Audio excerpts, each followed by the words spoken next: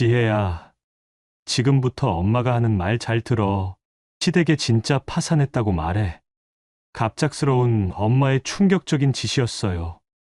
아버지로부터 200억을 상속받은 바로 그날 저녁이었거든요. 엄마 갑자기 무슨 말이야? 이유는 묻지 말고 엄마 말 딱 한 번만 믿어줘. 이성적으로는 정말 말도 안 되는 소리였지만 평생 봐온 엄마의 눈빛에서 그냥 하는 말이 아니라는 걸 느낄 수 있었어요. 저는 엄마와 저희 직감을 믿어보기로 했습니다. 하지만 그때는 몰랐죠. 이게 제 인생을 지키는 마지막 기회라는 거요. 지성 씨, 아버지가 빚을 남겼어요. 남편에게 거짓말을 하는 순간 그의 첫 마디가 저를 얼어붙게 만들었어요. 얼마나 돼? 우리 집은 괜찮은 거지? 그리고 며칠 후 시댁에서 일어난 일은 그 거짓말이 제 인생을 구하는 마지막 기회였다는 사실을 깨닫게 해주었습니다. 5억 빚더미 주제에 뭘 그렇게 당당해? 친정에서라도 돈 좀 빌려와. 제 양볼에 뜨거운 눈물이 흘러내렸어요. 이런 사람들에게 그동안 속고 있었다는 게 너무나 분해서요. 하지만 그들은 전혀 몰랐어요. 제가 숨기고 있던 200억짜리 비밀이 곧 그들 앞에 드러날 거라는 걸요. 지금 시청하시는 유튜브 수익의 일부는 소아암, 어린이와 노인복지회에 기부됩니다. 지금 구독과 좋아요 누르시고 마음으로 후원하세요. 안녕하세요. 저는 송지혜입니다. 올해 33살이고 서울 도봉구에 있는 중학교에서 미술을 가르치고 있어요. 결혼한 지 이제 막 석 달이 지났습니다. 남편 지성 씨와는 소개팅으로 만나 1년 반 정도 연애를 했어요. 평범한 신혼부부죠. 아니, 평범했다고 해야 맞을 것 같네요. 모든 게 달라진 건 지난 7월이었습니다. 무더운 여름날이었어요. 평소보다 일찍 퇴근해서 집에 와 있는데 휴대폰이 울렸습니다. 지혜야, 빨리 와. 아버지가. 엄마의 다급한 목소리에 심장이 철렁 내려앉았어요. 황급히 택시를 잡아 타고 병원으로 달려갔습니다. 응급실 앞 복도에는 이미 친척들이 모여 있었어요. 모두들 침통한 표정으로 고개를 숙이고 있었죠. 늦었다. 의사 선생님의 한마디에 무릎이 꺾였어요. 아버지는 회사에서 갑작스러운 심장마비로 쓰러지신 거였습니다. 평소 건강하셨던 분이었는데 정말 한순간이었어요. 영정사진 속 아버지는 평소처럼 온화하게 웃고 계셨습니다. 3일간의 장례식 기간 동안 수많은 사람들이 찾아와 조의를 표했어요. 아버지가 얼마나 많은 분들에게 사랑받으셨는지 새삼 느낄 수 있었습니다. 지성 씨도 장례 기간 내내 옆에서 도움을 주었어요. 어머님께서도 조문을 오셔서 절을 하시며 위로해 주셨죠. 지혜야, 이제 우리가 내 든든한 가족이니까 너무 걱정 말거라. 그때는 그 말씀이 진심이라고 생각했어요. 장례를 치르고 한 달 정도 지났을 때였습니다. 어느 날 오후 집에 낯선 중년 남성이 찾아왔어요. 정장을 단정하게 차려입은 모습이 범상치 않아 보였습니다. 송지혜 씨 맞으시죠? 저는 김앤파트너스 법무법인의 김철수 변호사입니다. 돌아가신 아버님과 관련해서 말씀드릴 일이 있어서 왔습니다. 변호사라는 말에 가슴이 두근거렸어요. 혹시 아버지께서 빚이라도 남기신 건 아닐까 싶어서요. 아버님께서 생전에 유언장을 작성해 주셨습니다. 그 내용을 전달하러 왔어요. 변호사 선생님이 서류 가방에서 봉투를 꺼내며 말씀하셨어요. 고인께서는 부동산과 주식, 현금을 포함해서 약 200억 원 상당의 재산을 따님께 물려주신다고 유언하셨습니다. 그 순간 귀가 멍해졌어요. 200억이라는 숫자가 현실감 없게 느껴졌거든요. 아버지가 그렇게 큰 재산을 가지고 계신 줄 꿈에도 몰랐습니다. 이게 정말 맞나요? 네, 확실합니다. 다만 상속세 등의 절차가 있으니 차근차근 진행하시면 됩니다. 자세한 건 다음에 다시 만나서 설명해 드릴게요. 변호사 선생님이 돌아가신 후 저는 한참 동안 그 자리에 서 있었어요. 손에는 유언장이 들려 있었고 머릿속은 하얗게 비어 있었습니다. 그날 저녁 양평에 있는 친정집으로 갔어요. 엄마는 마당에서 고추를 따고 계셨습니다. 저를 보자 반갑게 웃으시더니 곧 제 표정이 심상치 않다는 걸 눈치채셨어요. 지혜야, 무슨 일이야? 얼굴이 왜 그래? 엄마, 앉으세요. 할 말이 있어요.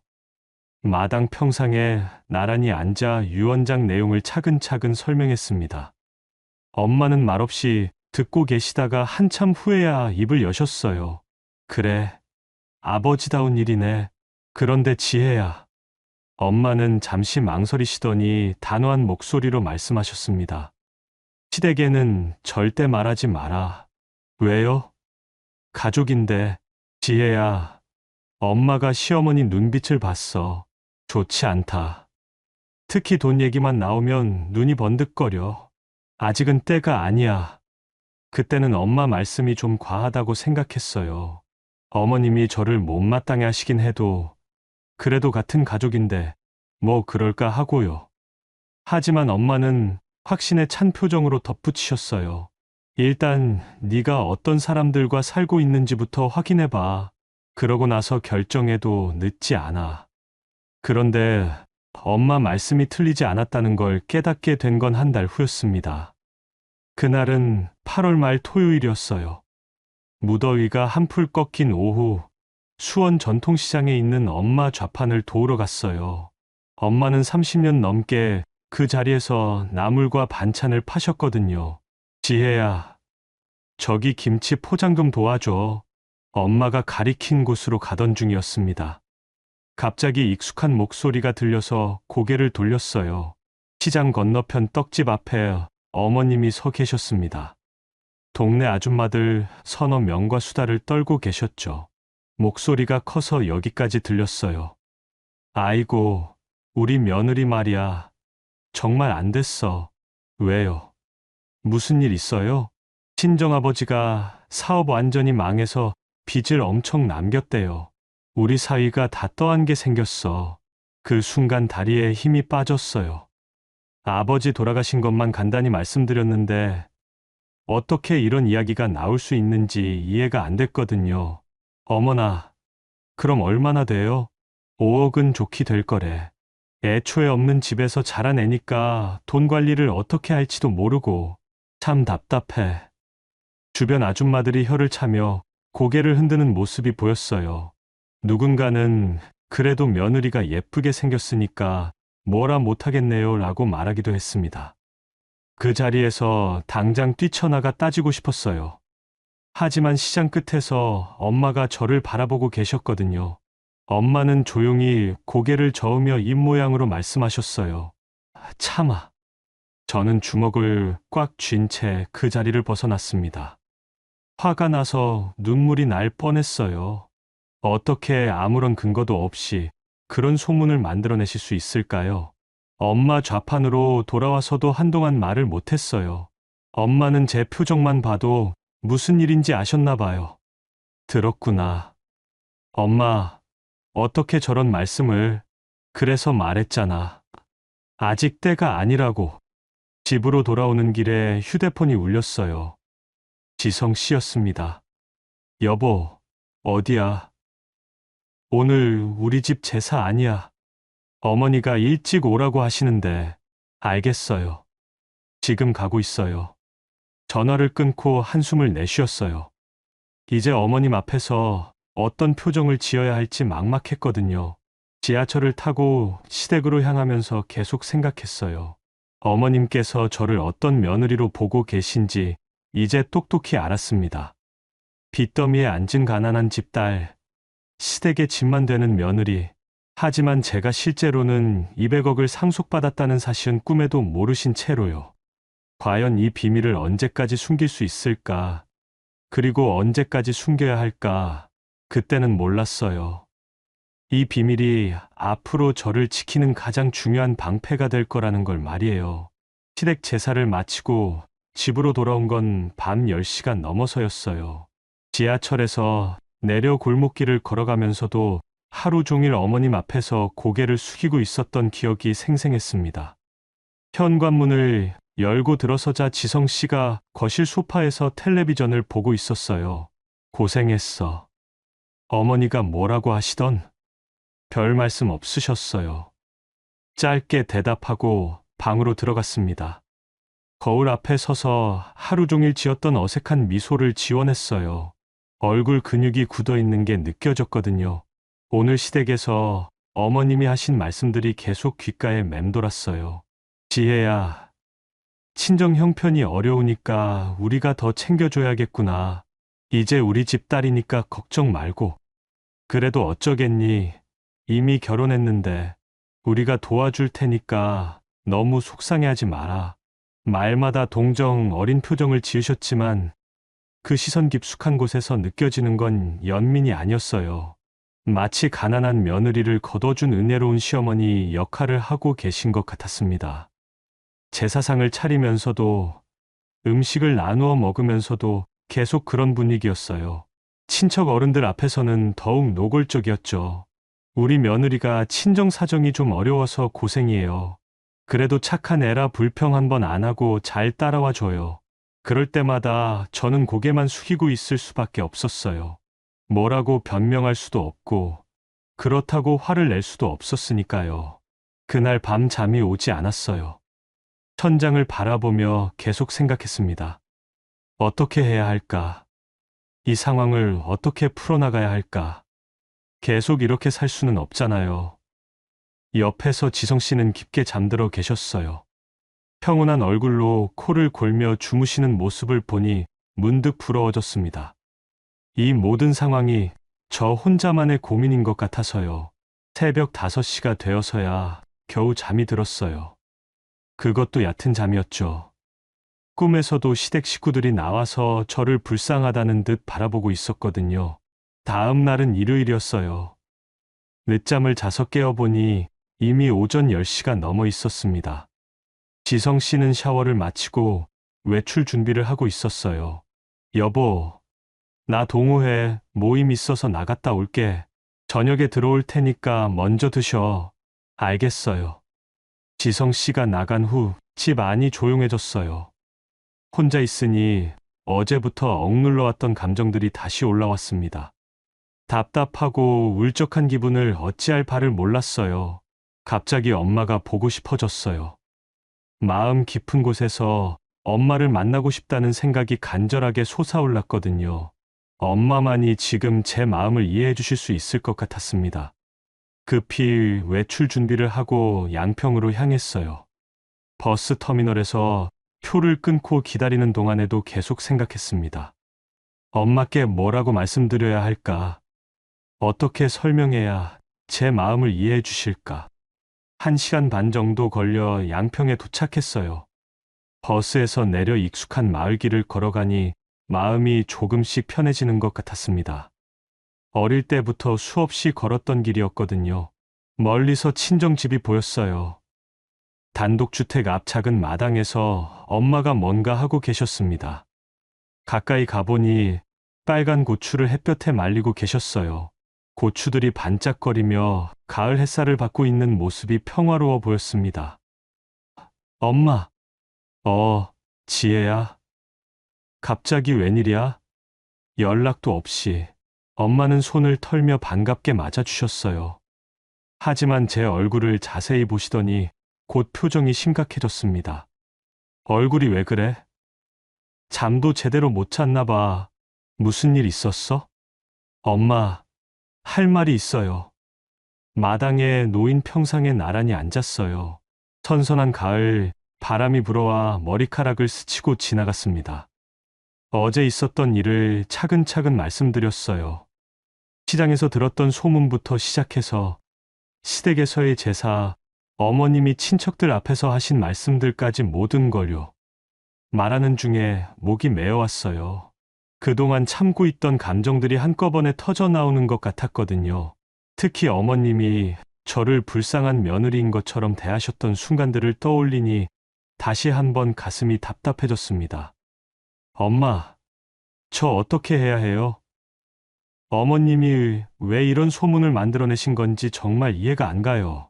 아버지가 돌아가셨다고만 말씀드렸는데 어떻게 빚 얘기까지. 엄마는 말없이 제 얘기를 들어주시더니 한참 후에야 천천히 입을 여셨어요. 지혜야, 엄마가 한 가지 물어볼게. 너 지금 화가 나는 게 소문 때문이야? 아니면 그 소문이 거짓말이어서야? 순간 말문이 막혔어요.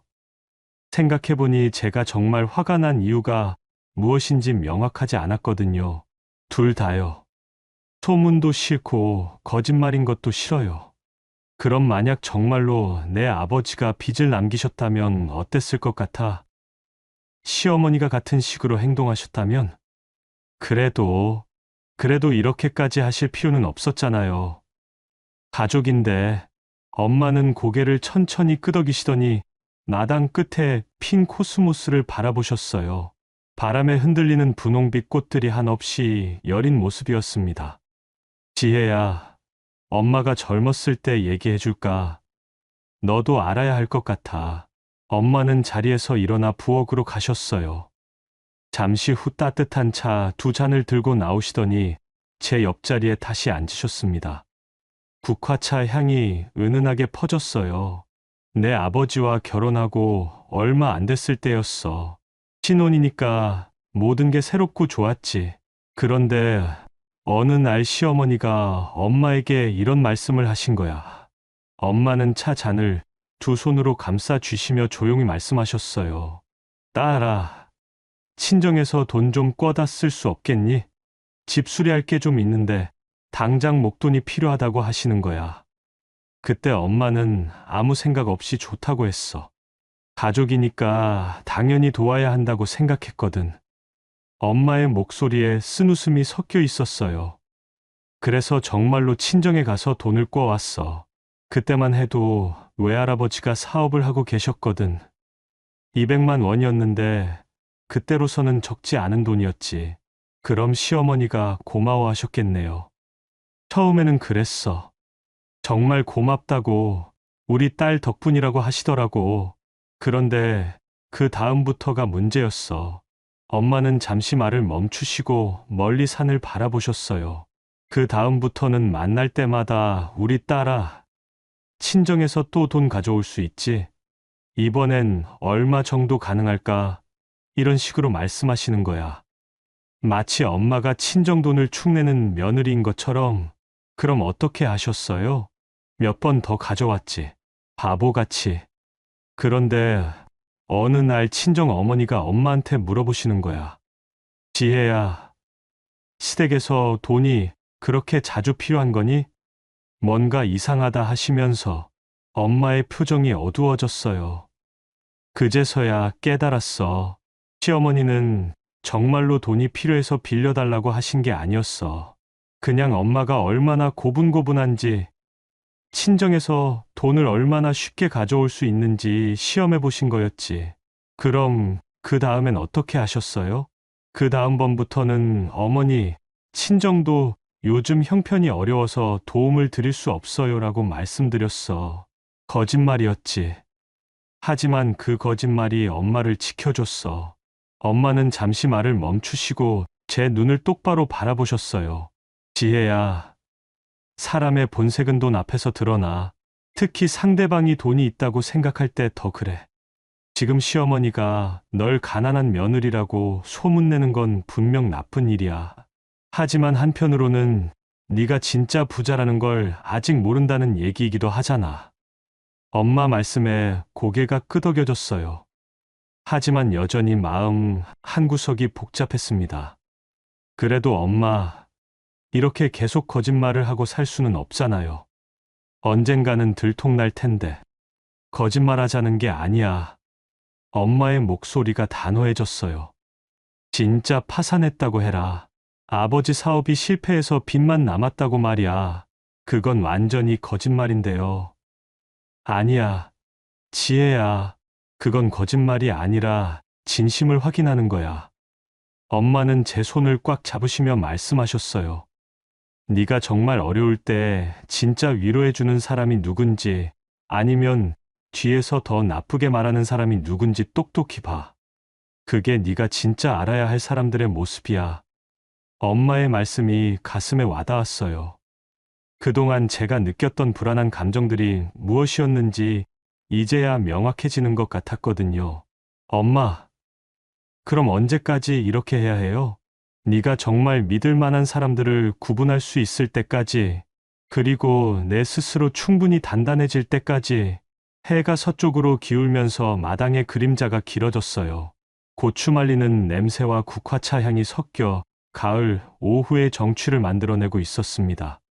엄마, 만약 지성 씨도 그것도 확인해봐야지. 남편이라고 다르겠어? 사람은 사람이야. 네가 어려울 때 진짜 옆에 서주는 사람인지 아니면 자기 이익만 챙기는 사람인지 말이야. 엄마의 말씀에 가슴이 철렁했어요. 하지만 동시에 무언가 결심이 서는 것 같기도 했습니다. 알겠어요. 엄마, 해볼게요. 그래, 우리 지혜가 현명하구나. 힘들면 언제든 엄마한테 와. 알겠지?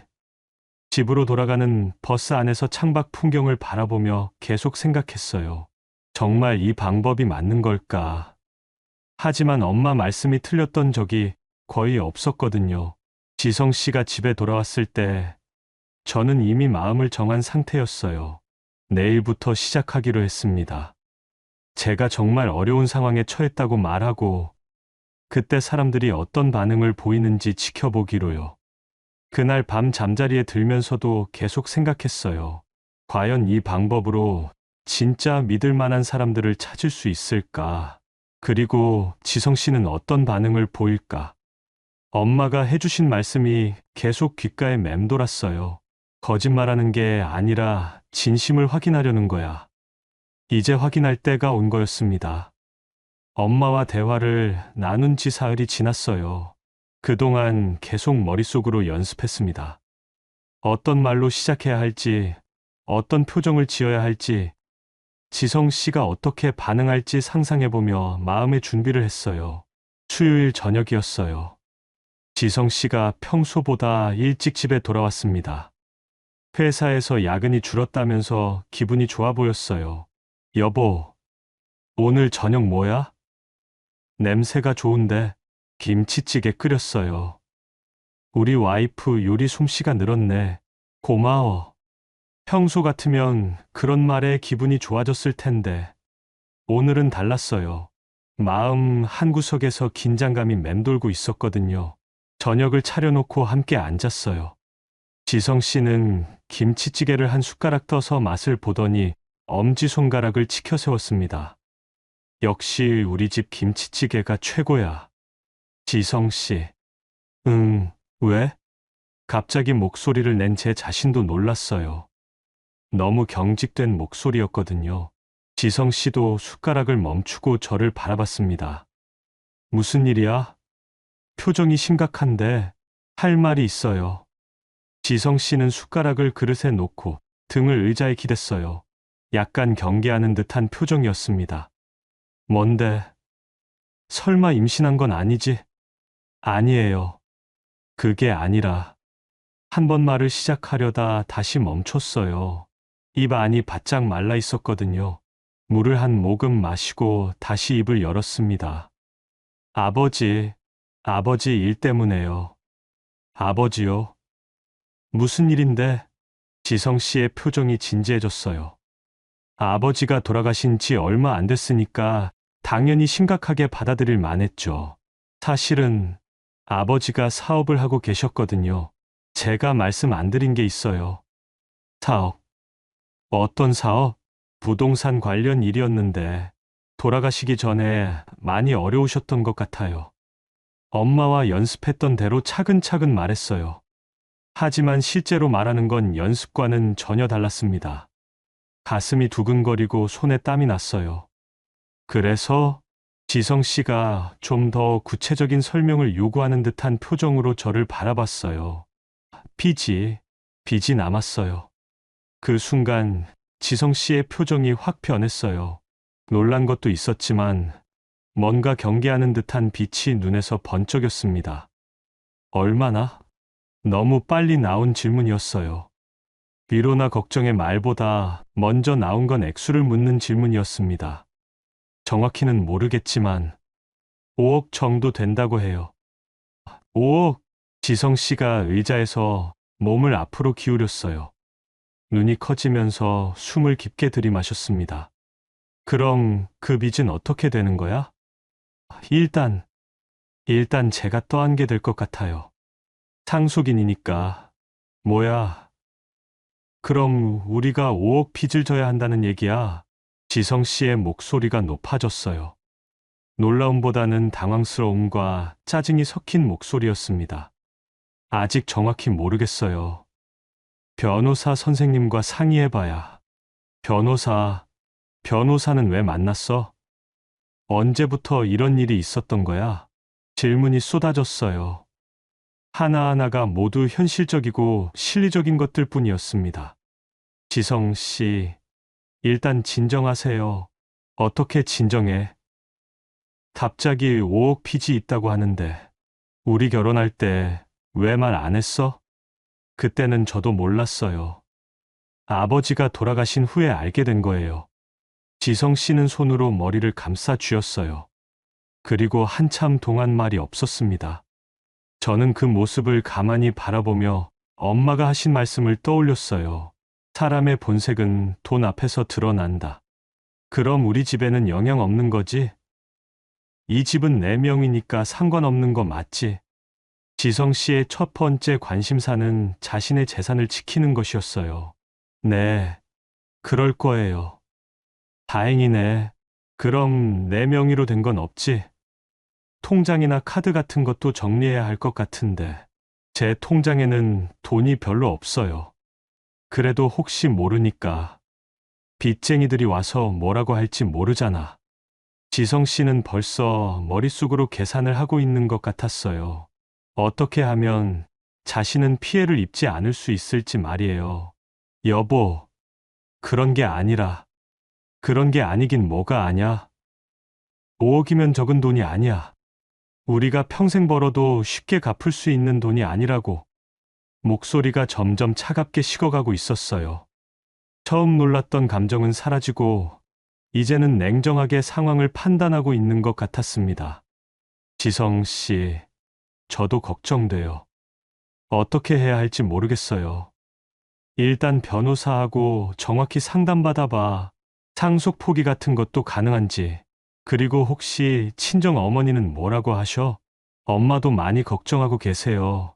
그럼 친정에서 도움을 받을 수는 없어? 어머님이 시장에서 장사하시잖아. 그동안 모은 돈이 좀 있으실 텐데. 순간 숨이 턱 막혔어요. 시어머니가 했던 말과 똑같았거든요. 친정에서 돈을 가져올 수 있는지부터 묻는 것이요.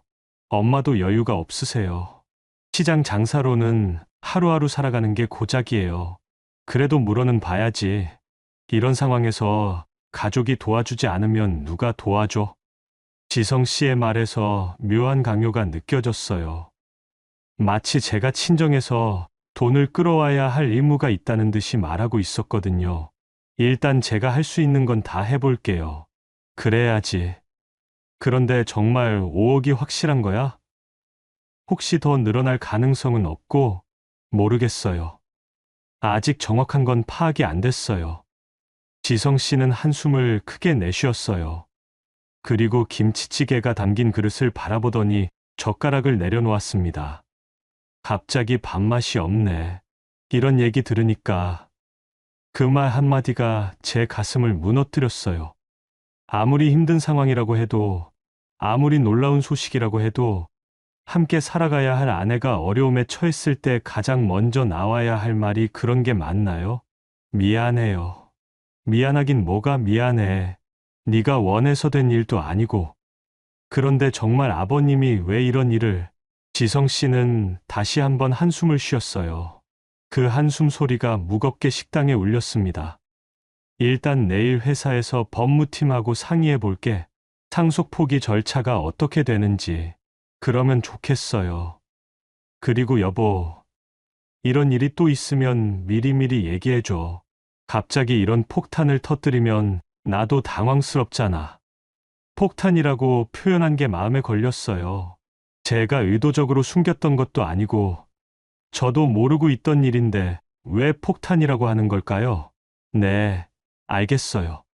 그날 밤 지성 씨는 평소보다 일찍 잠자리에 들었어요. 저는 한참 동안 거실에 혼자 앉아 있었습니다. 엄마 말씀이 맞았어요. 사람의 본색은 정말 돈 앞에서 드러나는 것 같았습니다. 위로보다 먼저 나온 건 계산이었고, 걱정보다 먼저 나온 건 자기 보호였어요. 제가 진짜 어려운 상황에 처했다고 생각했을 때, 지성 씨가 보여준 반응은 따뜻한 남편의 모습이 아니었습니다. 마치 갑자기 골치 아픈 문제를 떠안게 된 사람의 반응에 가까웠어요. 그날 밤 잠이 오지 않았어요.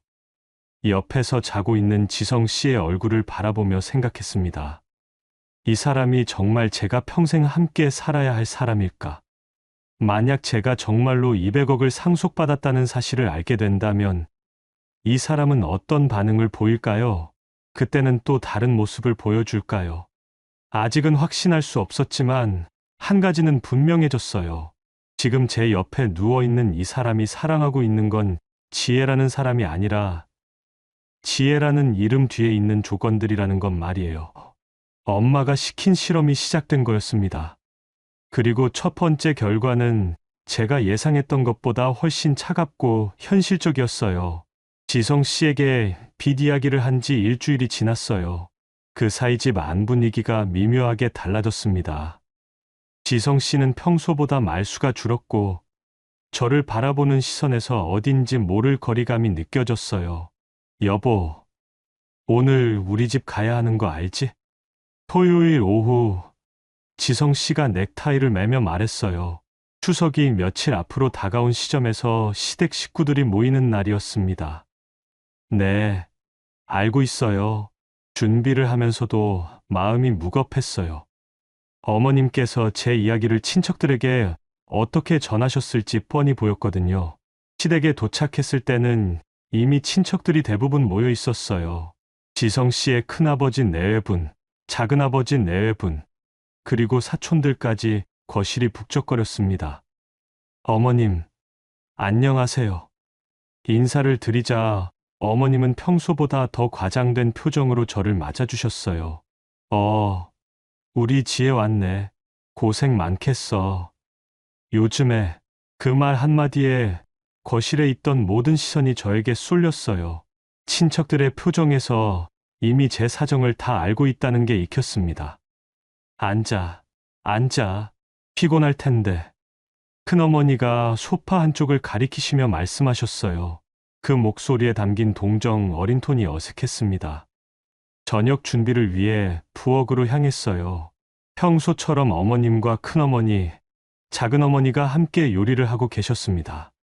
저도 자연스럽게 도움을 드리려고 했죠. 지혜야, 너는 앉아 있어. 요즘 마음고생이 심할 텐데.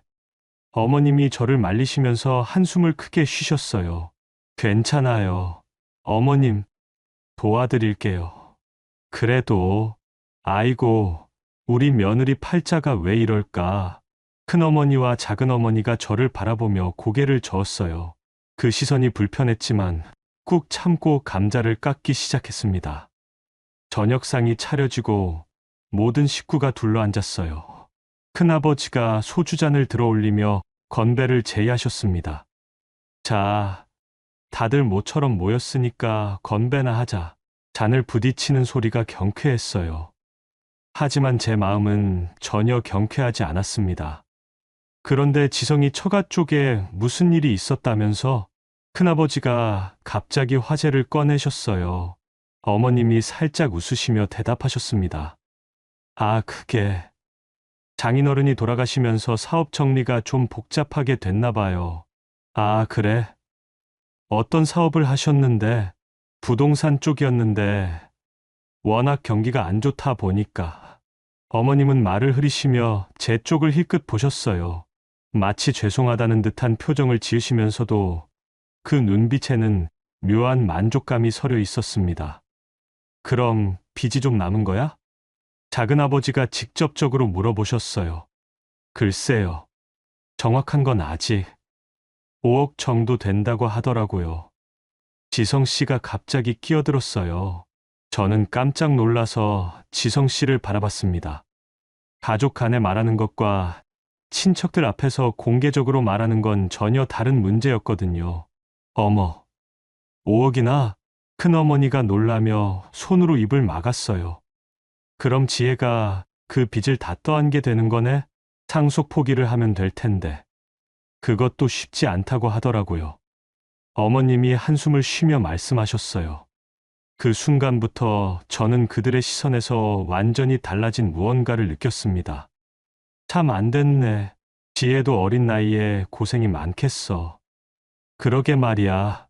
요즘 세상에 5억이 적은 돈이 아닌데 친척들의 대화가 제 위에서 오가고 있었어요. 마치 제가 없는 것처럼 혹은 제가 들을 수 없는 것처럼 말하고 계셨습니다. 그래도 다행인 게 지성이가 착하니까 같이 해결해 주려고 하는 거 아니야. 맞아. 요즘 남자들은 처가 쪽 문제에 안 끼어들려고 하는데 지성 씨는 그런 말에 어색하게 웃으며 고개를 끄덕였어요. 마치 자신이 큰 희생을 감수하고 있다는 듯한 표정이었습니다. 저는 젓가락을 들어 올렸다가 다시 내려놓았어요. 음식이 목으로 넘어가지 않았거든요. 근데 지혜야. 어머님이 갑자기 저를 불렀어요. 네, 어머님. 친정 어머님은 뭐라고 하시니?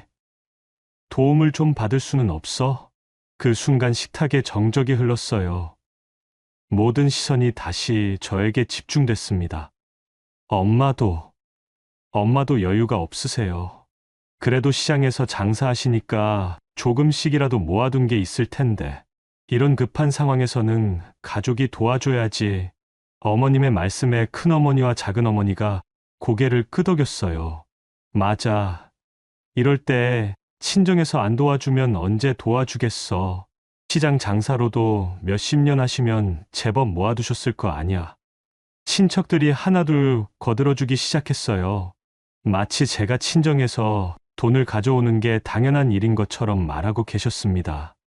그런데 지혜야, 친정에서 얼마 정도까지 도와줄 수 있을 것 같아? 큰아버지가 구체적으로 물어보셨어요. 잘 모르겠어요. 한 1억 정도는 가능하지 않을까? 30년 넘게 장사하셨으면 어머님이 추측하듯 말씀하셨어요. 그 말에 지성 씨의 눈이 번뜩였습니다. 그 정도면 많이 도움이 되겠네요. 지성 씨가 처음으로 밝은 표정을 지었어요. 마치 좋은 소식을 들은 것처럼요. 그럼 지혜가 친정에 가서 한번 말씀드려봐. 어떻게든 방법을 찾아야지. 어머님의 목소리에 강요가 섞여 있었어요. 이제는 제안이 아니라 명령에 가까웠습니다. 네, 작은 목소리로 대답할 수밖에 없었어요. 그 순간 저는 깨달았습니다. 이분들이 저를 가난한 며느리라고 부르며 동정하는 척하면서도 실제로는 친정 재산을 노리고 있다는 걸요. 저를 불쌍하게 여기는 게 아니라 이용할 수 있는 수단으로 보고 있었던 거였어요. 그런데 5억 빚이면 1억으로도 부족하지 않을까? 작은아버지가 걱정스럽다는 듯 말씀하셨어요. 그래도 없는 것보다는 낫지. 나머지는 차근차근 갚아나가면 되고. 맞아. 젊으니까 할 수 있어. 우리도 도와줄 테니까. 친척들은 벌써 제가 친정에서 돈을 가져올 것이라고 확신하고 있었어요. 그리고 그 돈으로 문제를 해결할 계획까지 세우고 계셨습니다. 저는 그 자리에서 일어나고 싶었어요. 하지만 다리에 힘이 들어가지 않았습니다. 너무 큰 충격이었거든요. 그분들이 저를 가족이라고 생각하고 있었다면 이런 식으로 말하지는 않았을 거예요. 제가 어려움에 처했을 때 가장 먼저 위로해주고 함께 해결책을 고민해 주셨을 거예요. 하지만 지금 이 자리에서 오가는 대화는 위로나 걱정이 아니었어요. 철저하게 계산적이고 이익 중심적이었습니다. 지혜야, 괜찮지? 얼굴이 안 좋은데 어머님이 마치 걱정하는 척하며 물어보셨어요. 하지만 그 눈빛에는 진짜 걱정은 없었습니다. 네, 괜찮아요. 그럼 언제 친정에 다녀올 수 있겠어? 빨리 해결하는 게 좋을 것 같은데. 이번 주 안에, 그래, 그렇게 해. 어머님께 우리가 안부 인사도 전해드리고, 어머님은 만족스러운 표정으로 고개를 끄덕이셨어요. 마치 모든 일이 계획대로 진행되고 있다는 듯이요. 그날 밤 집에 돌아와서 혼자 거실에 앉아 있었어요. 지성 씨는 일찍 잠자리에 들었고, 저는 오늘 있었던 일들을 곱씹어보고 있었습니다. 엄마의 실험이 성공적이었어요. 제가 어려운 상황에 처했다고 생각했을 때, 시댁 식구들이 보여준 반응은 가족의 그것이 아니었습니다. 동정하는 척 하면서도 결국 관심은 돈이었고, 위로하는 척 하면서도 결국 목적은 이용이었어요. 이제 알겠어요. 이분들이 진짜 원하는 건 제가 행복한 것이 아니라 제가 가져다 줄 수 있는 이익이었던 거예요. 내일은 정말로 친정에 가야겠어요. 하지만 시댁에서 원하는 이유가 아니라 엄마께 오늘 있었던 일을 말씀드리기 위해서요. 이제 다음 단계를 계획할 때가 온 것 같았습니다. 시댁에서 돌아온 그날 밤, 잠이 오지 않았어요. 새벽 3시가 넘어서도 천장만 바라보고 있었습니다. 옆에서 지성 씨는 편안하게 잠들어 계셨어요. 규칙적인 숨소리가 고요한 밤을 가득 채우고 있었죠. 저는 조용히 일어나 거실로 나왔어요. 소파에 앉아 휴대폰을 들었습니다. 엄마에게 전화를 걸고 싶었지만 이런 새벽 시간에 깨워드릴 수는 없었거든요. 창문 너머로 보이는 밤하늘에 별이 몇 개 반짝이고 있었어요. 어릴 때 엄마와 함께 마당에 누워 별을 보던 기억이 떠올랐습니다. 그때 엄마가 해주신 말씀이 있었어요. 지혜야, 별은 왜 밤에만 보일까? 낮에는 태양이 너무 밝아서요. 맞아. 하지만 별은 낮에도 똑같이 거기 있어. 다만 보이지 않을 뿐이지. 당시엔 단순한 과학 이야기라고 생각했어요. 하지만 지금 와서 생각해보니 그게 아니었던 것 같아요. 엄마는 제게 다른 이야기를 해주고 계셨던 거였죠. 진짜 중요한 것들은 항상 거기 있지만 때로는 보이지 않을 수도 있다는 것. 그리고 그것을 제대로 보려면 적당한 어둠이 필요하다는 것. 새벽 5시가 되어서야 엄마께 전화를 걸었어요. 엄마는 벌써 깨어 계셨습니다. 30년 넘게 새벽 장사를 하셨으니까 몸이 그렇게 길들여져 있으셨겠지요. 지혜야? 이 시간에 무슨 일이야? 엄마, 말씀드릴 게 있어요. 목소리가 떨렸어요. 어젯밤 일이 아직도 생생해서 말을 꺼내기가 어려웠거든요. 어제 시댁에서 있었던 일을 차근차근 말씀드렸어요. 친척들이 어떤 반응을 보였는지, 어떤 말들을 했는지, 그리고 제가 어떤 기분이었는지까지요. 엄마는 중간중간 그래, 하고 짧게 대답하시며 들어주셨어요. 화가 나지도 않으시고, 놀라지도 않으셨습니다. 마치 예상하고 계셨던 일인 것처럼요. 엄마, 저 이 거짓말이 저를 삼킬까봐 무서워요. 한참 말을 한 후에야 제 진짜 속마음을 털어놓았어요. 처음에는 사람들의 진심을 확인하려는 거라고 생각했는데 계속 하다 보니 제가 정말 가난한 사람이 된 것 같아요. 제가 누군지 모르겠어요. 엄마는 잠시 침묵을 지키시더니 조용한 목소리로 말씀하셨어요. 지혜야, 거짓은 너를 숨기는 게 아니야. 그럼 뭐예요? 내 진짜를 꺼낼 기회를 주는 거야. 엄마의 말씀이 가슴 깊숙이 스며들었어요. 하지만 완전히 이해되지는 않았습니다. 무슨 뜻이에요? 지금까지 넌 송지혜라는 사람이 누구인지 제대로 알 기회가 없었어.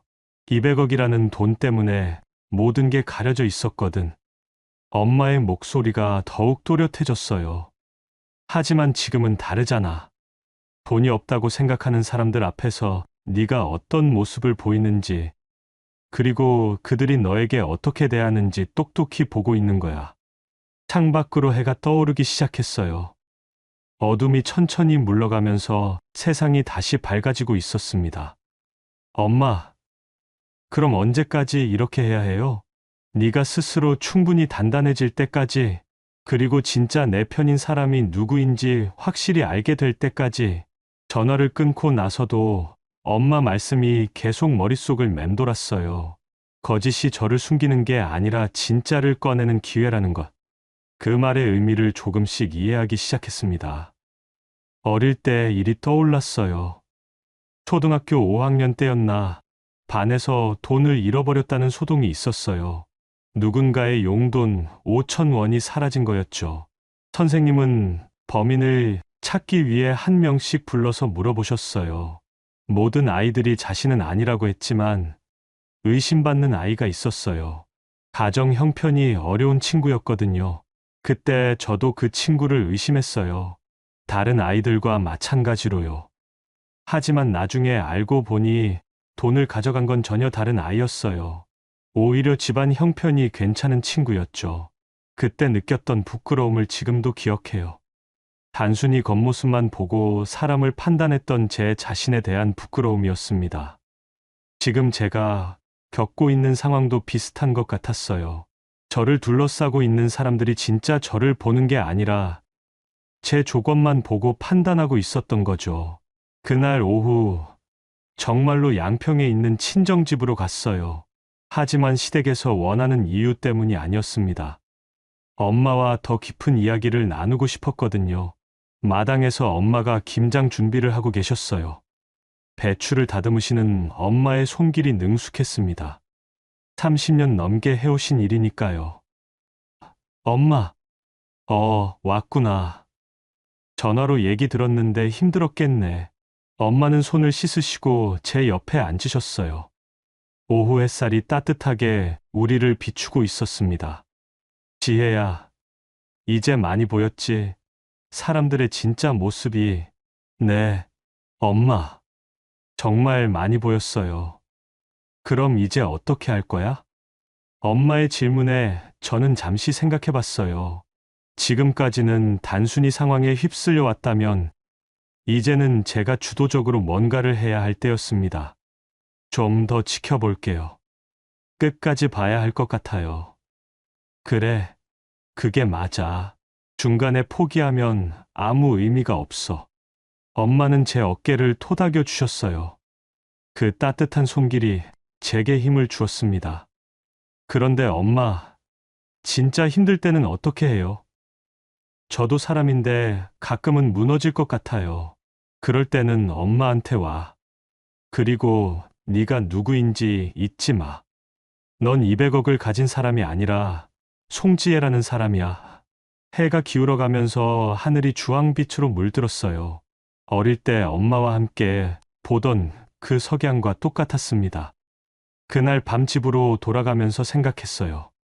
이제 정말 시작인 것 같다고. 지금까지는 준비 과정이었다면 앞으로는 본격적인 시험이 될 거라고. 엄마가 해주신 말씀이 마음속 깊이 새겨졌어요. 거짓은 저를 숨기는 게 아니라 제 진짜를 꺼낼 기회를 주는 것이라고. 이제 저는 더 이상 두렵지 않았어요. 앞으로 어떤 일이 일어나든 저는 제 자신을 잃지 않을 자신이 있었거든요. 엄마와의 대화 이후 며칠이 지났어요. 마음은 한결 편해졌지만 여전히 시댁에서의 압박은 계속됐습니다. 지혜야, 친정에는 언제 갈 거야? 지성 씨가 매일 같은 질문을 했어요. 어머님께서도 하루 걸러 한 번씩 안부 전화를 주시면서 같은 내용을 물어보셨죠. 이번 주말에 가볼게요.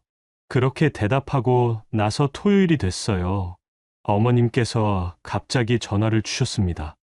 지혜야, 오늘 우리 집에 와. 큰 집 식구들이랑 작은 집 식구들도 다 모이기로 했어. 네, 알겠어요. 평소보다 더 많은 사람들이 모인다는 얘기였어요. 아마 제 일 때문일 거라는 짐작이 들었습니다.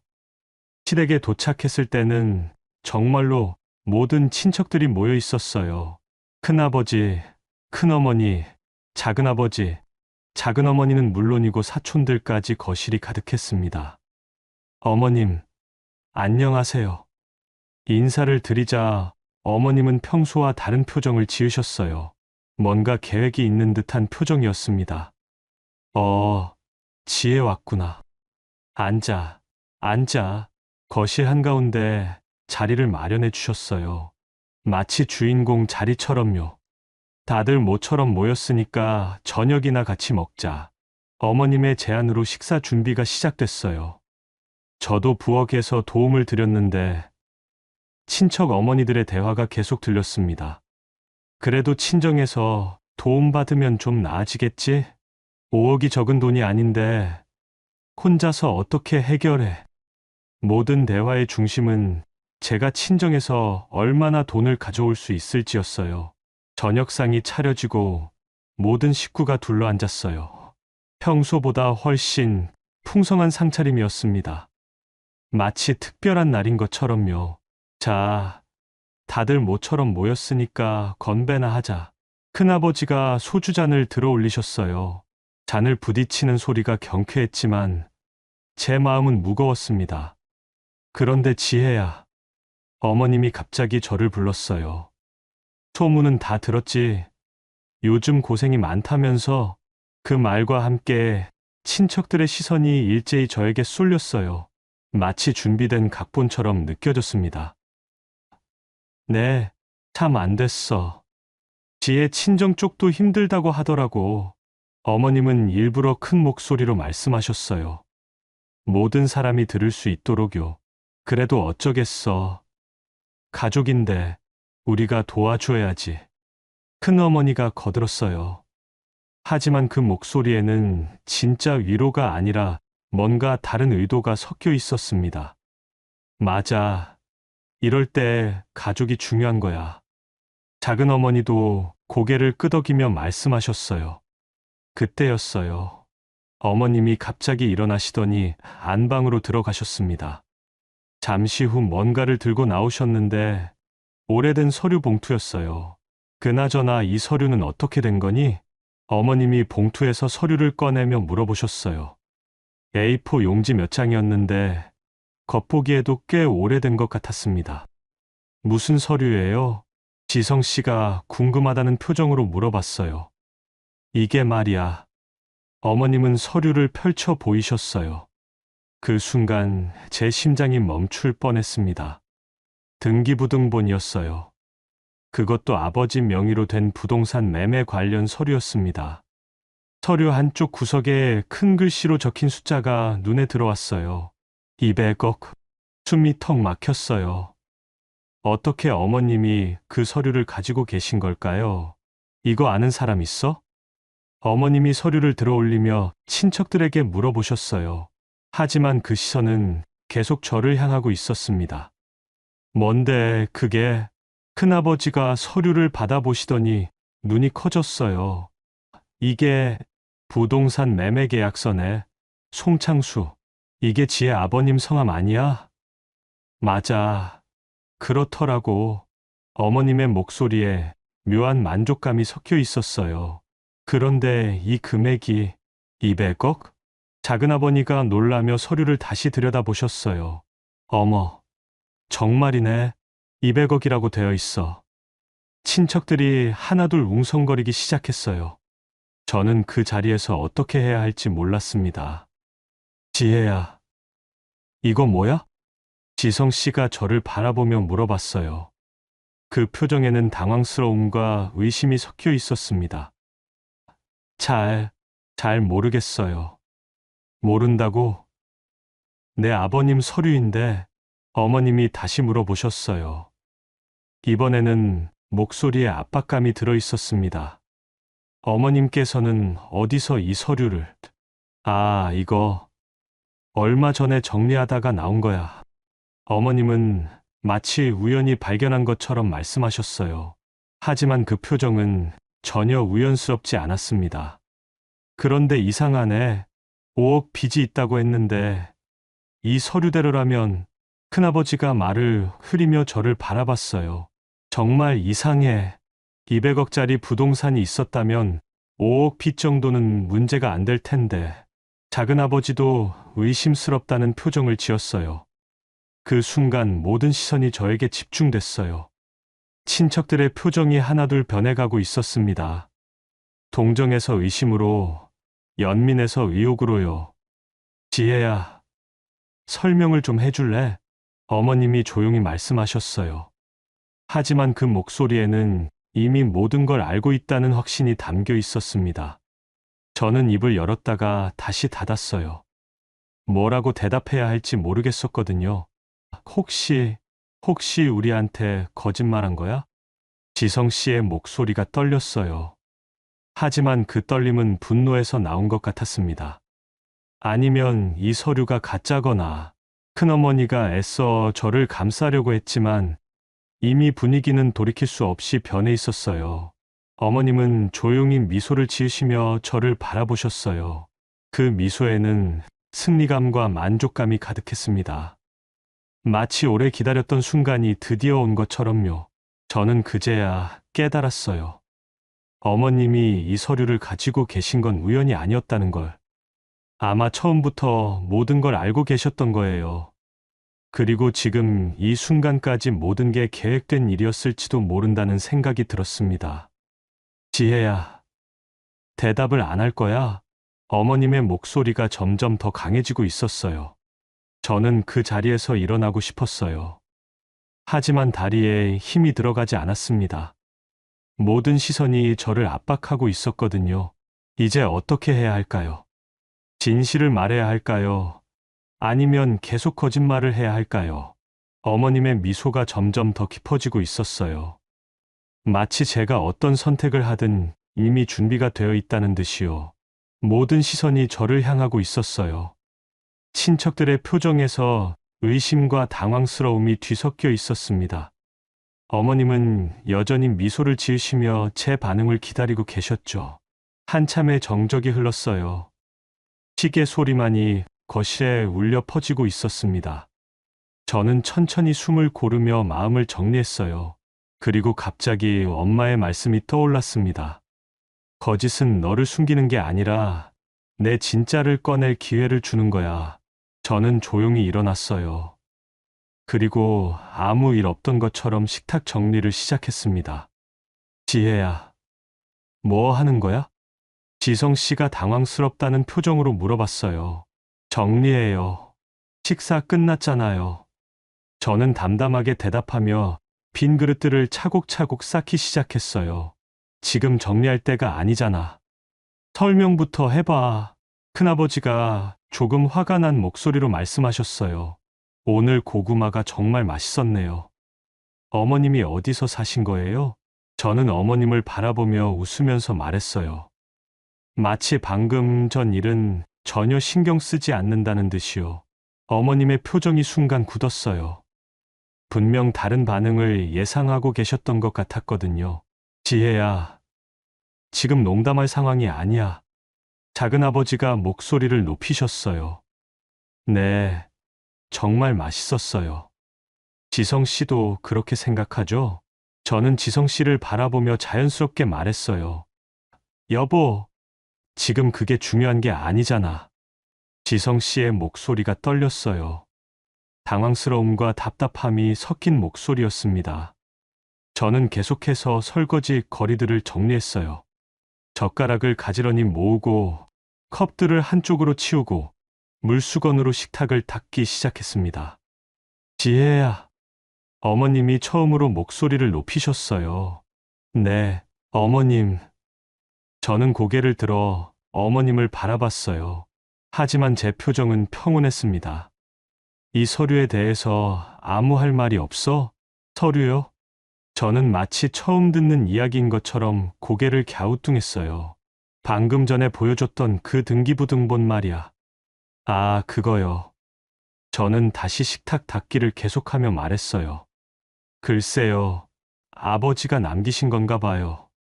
너무나 자연스러운 대답이었어요. 마치 별것 아닌 일인 것처럼요. 남기신 게 아니라 200억짜리 부동산이라고. 큰어머니가 참지 못하고 소리를 지르셨어요. 그런가요? 잘 모르겠어요. 저는 여전히 담담했어요. 오히려 약간 귀찮다는 듯한 표정을 지었습니다. 친척들이 서로 눈치를 보기 시작했어요. 제가 예상했던 반응과 너무 달랐기 때문이었죠. 지혜야, 정신이 있는 거야, 없는 거야? 지성 씨가 거의 소리를 지르다시피 했어요. 왜 그러세요? 무슨 일이에요? 저는 정말 모르겠다는 표정으로 지성 씨를 바라봤어요. 그 순간 지성 씨의 얼굴이 새빨갛게 달아올랐어요. 화가 나서 그런 것도 있었지만 당황스러움이 더 큰 것 같았습니다. 200억이라고, 내 아버지가 200억짜리 부동산을 가지고 있었다는 서류가 나왔다고. 아, 그래요? 그런데 그게 왜 중요해요? 제 대답에 거실이 순간 조용해졌어요. 모든 사람이 숨을 죽이고 저를 바라보고 있었습니다. 어머님의 표정이 점점 더 굳어지고 있었어요. 분명 계획과 다르게 흘러가고 있었거든요. 저는 식탁 정리를 마치고 부엌으로 향했어요. 그리고 찬장에서 접시들을 꺼내기 시작했습니다. 지혜야, 뭐 하는 거야? 어머님이 따라오시며 물어보셨어요. 설거지 하려고요. 그릇이 많네요. 지금 설거지할 때가 아니잖아. 그럼 언제 해요? 나중에 하면 기름때가 잘 안 빠져요. 저는 정말 설거지가 중요한 일인 것처럼 말했어요. 어머님은 한동안 말이 없으셨어요. 아마 제 반응을 어떻게 해석해야 할지 모르셨던 것 같아요. 지혜야, 네, 정말 모르는 거야. 아는 거야? 어머님의 목소리에 조금의 흔들림이 있었어요. 뭘 말씀이세요? 저는 고개를 갸우뚱하며 순진한 표정을 지었어요. 어머님은 잠시 저를 바라보시더니 다시 거실로 돌아가셨어요. 아마 작전을 바꾸려고 하시는 것 같았습니다. 거실에서 친척들의 웅성거리는 소리가 들렸어요. 이상해. 정말 모르는 것 같은데. 그럴 리가 없지. 자기 아버지 재산인데 혹시 충격을 받아서 정신이 이상해진 건 아닐까? 아니면 정말 가짜 서류인가? 저는 설거지를 하면서 그 대화를 들었어요. 하지만 마음은 평온했습니다. 오히려 엄마가 해주신 말씀의 의미를 이제야 완전히 이해하게 된 것 같았어요. 설거지를 마치고 거실로 돌아갔을 때 분위기는 처음과 완전히 달라져 있었어요. 지성 씨는 소파에 털썩 주저앉아 머리를 감싸 쥐고 있었고, 친척들은 서로 수군거리고 있었습니다. 어머님, 설거지 다 끝났어요. 저는 어머님께 밝게 말씀드렸어요. 어머님은 복잡한 표정으로 저를 바라보셨어요. 승리의 기쁨을 느끼셨던 몇 분 전과는 전혀 다른 모습이었습니다. 그럼 이제 집에 가도 될까요? 내일 학교 준비해야 해서요. 학교? 네. 월요일에 수업이 있거든요. 미술 시간 준비물도 챙겨야 하고요. 저는 마치 오늘 있었던 일이 전혀 특별하지 않다는 듯이 말했어요. 지성 씨가 고개를 들어 저를 바라봤어요. 그 표정에는 당황스러움과 의욕, 그리고 묘한 두려움까지 섞여 있었습니다. 그럼 우리 가자. 지성 씨가 힘없이 일어났어요. 네, 어머님, 오늘 맛있는 저녁 감사했어요. 고구마 정말 달았어요.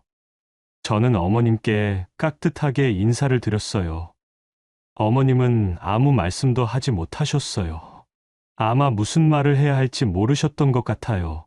집으로 돌아오는 차 안에서 지성 씨가 말을 걸었어요. 여보, 정말 모르는 거야? 뭐요?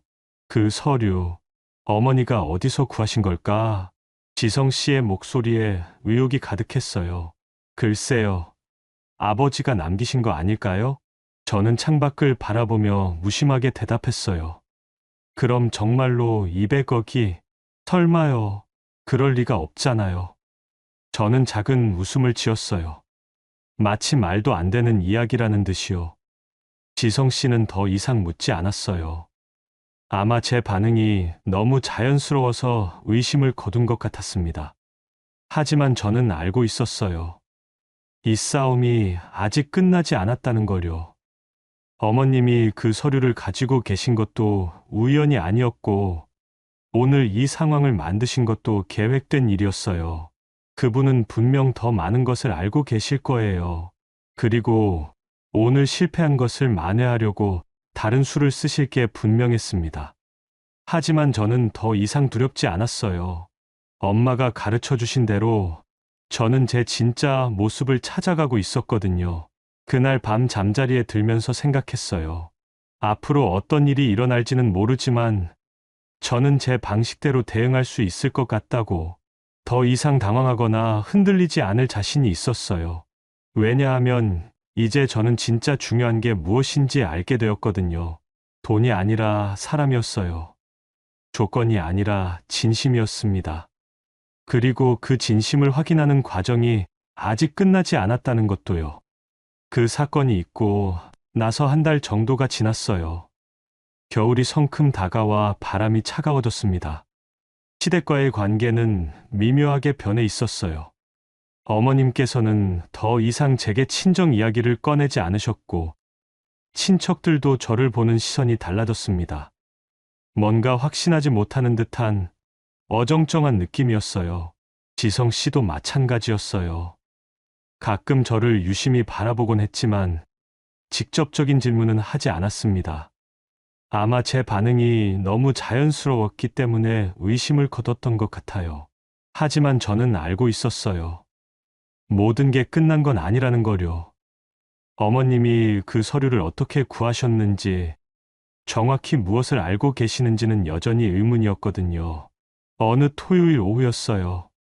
학교에서 돌아와 집에 있는데 지성 씨가 갑자기 말을 걸었습니다. 여보, 나 친구들이랑 모임 있어서 저녁 늦게 들어올 것 같아. 네, 알겠어요. 그리고 내일은 어머니 댁에 안 가도 될 것 같은데.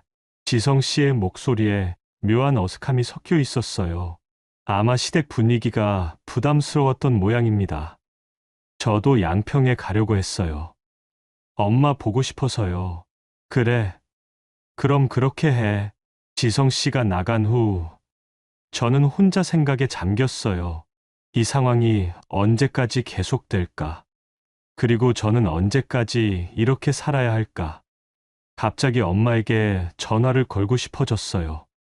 지금 당장 만나서 이야기하고 싶었거든요. 엄마, 지금 가도 돼요? 지혜야. 갑자기 왜? 그냥 보고 싶어요. 1시간 반 후, 저는 양평에 있는 친정집 마당에 서 있었어요. 겨울 해가 서쪽으로 기울어가고 있었습니다. 엄마는 마당에서 겨울 준비를 하고 계셨어요. 화분들을 실내로 옮기고 수도관에 보온재를 감으시는 모습이 부지런해 보였습니다. 엄마, 왔구나. 빨리 들어와, 춥다. 하지만 저는 마당을 천천히 걸어보고 싶었어요. 낙엽이 진 나무들과 시든 꽃들이 겨울의 정취를 만들어내고 있었거든요. 지혜야, 무슨 일 있었어? 엄마가 제 표정을 보시더니 알아차리셨어요. 엄마, 저 이상한 사람 된 것 같아요. 왜? 지난번에 시댁에서 그 서류 나온 일 있잖아요. 그때 저 정말 아무렇지 않게 행동했어요. 마치 연기하는 것처럼.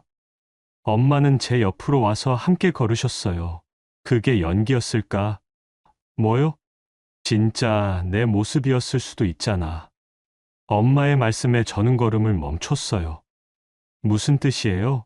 지혜야, 넌 그동안 200억이라는 돈 때문에 진짜 내 자신을 못 봤어. 돈이 있으면 어떻게 행동해야 하는지, 돈이 없으면 어떻게 행동해야 하는지만 생각했잖아. 엄마의 말씀이 가슴에 와닿았어요. 하지만 그날 넌 그냥 송지혜였어. 돈이 많든 적든 상관없이 그냥 내 마음이 편한 대로 행동한 거야. 그런 건가요? 그럼 설거지하고 식탁 닦고 고구마 맛있다고 말하고 그게 바로 진짜 내 모습이야. 엄마와 함께 마당 끝까지 걸어갔어요. 거기에는 작은 벤치가 하나 있었습니다. 아버지가 살아계실 때 만들어주신 거였어요. 엄마, 전 더 이상 누구도 믿지 않겠다고 결심했어요. 벤치에 앉아서 말했어요. 정말? 네, 지성 씨도, 시댁 식구들도. 제가 어려울 때 진짜 모습을 다 봤거든요. 엄마는 잠시 생각하시더니 조용히 말씀하셨어요. 지혜야, 믿지 않는 게 아니라 속지 않는 거야. 무슨 차이가 있어요? 믿지 않으면 마음이 다치지만 속지 않으면 마음이 열린 채로 지킬 수 있어. 엄마의 말씀이 깊이 새겨졌어요. 사람을 안 믿으면 혼자가 되지만 속지만 않으면 진짜 좋은 사람들과 함께 할 수 있거든. 해가 더 기울어져서 하늘이 주황빛으로 물들었어요. 차가운 겨울 공기가 뺨을 스쳤지만 마음은 따뜻했습니다. 엄마, 그럼 이제 어떻게 해야 해요? 네가 하고 싶은 대로 해. 이제 넌 충분히 단단해졌어. 200억 이야기는 언제 해야 할까요? 그건 네가 정할 일이야. 하지만 하나만 기억해. 그 돈은 네가 누구인지 말해주지 않아. 네가 어떤 사람인지는 네가 어떻게 사는지가 보여주는 거야. 엄마와 마주보며 미소를 지었어요. 오랜만에 진짜 편안한 미소였습니다. 엄마, 감사해요. 이 모든 걸 가르쳐 주셔서 고생했어. 우리 딸, 그날 밤 서울로 돌아가는 버스 안에서 창밖을 바라보며 생각했어요. 앞으로도 어려운 일들이 있을 거예요. 시댁과의 관계도, 지성 씨와의 관계도 쉽지 않을 테고요. 하지만 이제는 두렵지 않았어요. 제가 누구인지 알게 되었으니까요. 돈이 많은 송지혜도, 돈이 없는 송지혜도 아닌 그냥 송지혜로 살아갈 수 있을 것 같았습니다. 무엇보다 중요한 건 이제 저를 속이려는 사람들을 구분할 수 있다는 거예요. 그리고 진짜 저를 아껴주는 사람이 누구인지도요. 집에 도착했을 때 지성 씨는 아직 들어오지 않았어요. 저는 혼자 차를 끓여 마시며 오늘 하루를 정리했습니다.